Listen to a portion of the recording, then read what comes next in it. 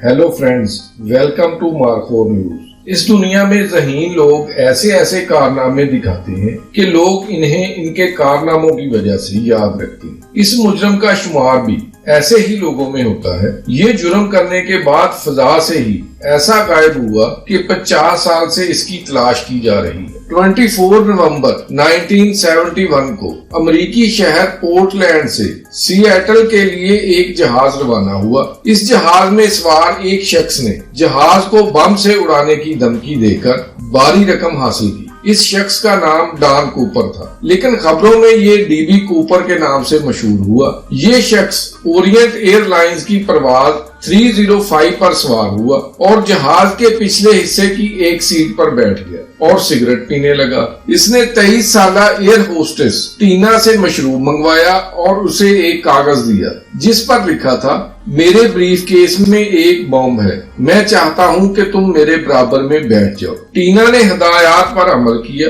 DB Cooper ने इसे अपने बाकी मुतालबात यानी $2 लाख और 4 पैराशूट्स के बारे में बताया जो सिएटल एयरपोर्ट पर लैंड करने के बाद दिए जाने थे। पुलिस और फजाई अमले की जानब से एयरपोर्ट पर रकम और पैराशूट्स को इकट्ठा किया जा रहा था और दूसरी जानब पायलट जहाज को एयरपोर्ट के गिर्द चक्कर लगा रहा था। इस वक्त जहाज में मौजूद किसी भी मुसाफिर को इस बात का इल्म नहीं था कि उनका जहाज हाईजैक हो चुका है। उन्हें यही बताया गया था कि एयरपोर्ट पर किसी मसले की वजह से लैंडिंग की इजाजत नहीं मिल रही। ये जहाज 3.5 घंटे तक फिजा में चक्कर लगाने के बाद एयरपोर्ट पर लैंड हुआ, जिसके बाद हाईजैकर को पैराशूट और रकम दे दी गई। डीबी कूपर ने 36 मुसाफिरों और अमले के 6 में से 2 अफराद को छोड़ दिया। जहाज में दोबारा ईंधन भरा गया और जहाज ने मैक्सिको के लिए उड़ान भरी। अब जहाज में डीबी कूपर और अमले के 4 अफराद मौजूद थे।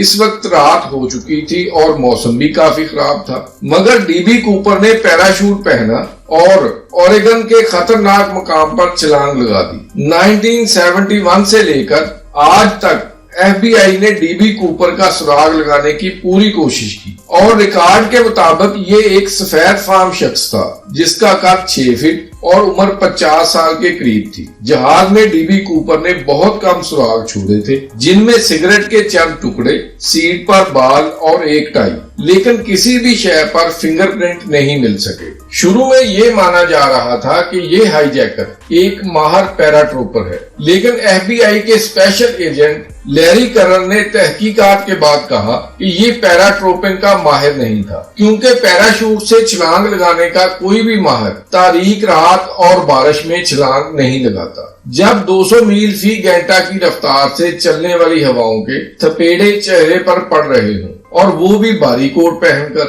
FBI के मुताबिक डीबी कूपर ने ये काम अकेले ही किया, क्योंकि अगर वो किसी गिरोह का हिस्सा होता तो मैक्सिको की बजाय किसी मखसूस फजाई रूट पर जाने का मुतालबा करता और कभी मुश्किल हालात में छलांग नहीं लगाता। 1980 में एक बच्चे को कुछ ऐसा मिला जिससे इस केस में दिलचस्पी एक बार फिर बढ़ गई। 8 साला ब्राइन दरियाए कोलंबिया के किनारे खेल के लिए खुदाई कर रहा था जब उसे $20 के नोटों का एक बंडल मिला। जब बच्चे के वालिदैन ने पुलिस से राब्ता किया तो पता चला कि इन नोटों के सीरियल नंबर इस रकम के हैं जो डीबी कूपर को दी गई थी। जहाज में कुछ चीजों के अलावा ये वाह सबूत था जो हाईजैकर के बारे में मिला। दोस्तों, एयर ट्रैफिक की तारीख में हाईजैकिंग का ये वाहिद केस है जो लगभग 50 साल से एक मुअम्मा बना हुआ है और अमेरिकी सिक्योरिटी अदारे बावजूद सरतोड़ कोशिश की इस मुजरम का सुराग नहीं लगा पाए। उम्मीद है आज की वीडियो आपको पसंद आई होगी। वीडियो को लाइक और शेयर जरूर कर दें और मजीद ऐसी इंटरेस्टिंग वीडियोस के लिए हमारे चैनल को सब्सक्राइब करके बेल आइकन को प्रेस कर लें और हमारे फेसबुक पेज को भी फॉलो कर लें ताकि तमाम वीडियोस आपको बर वक्त मिलती रहे। नेक्स्ट वीडियो तक अपना ख्याल रखिएगा।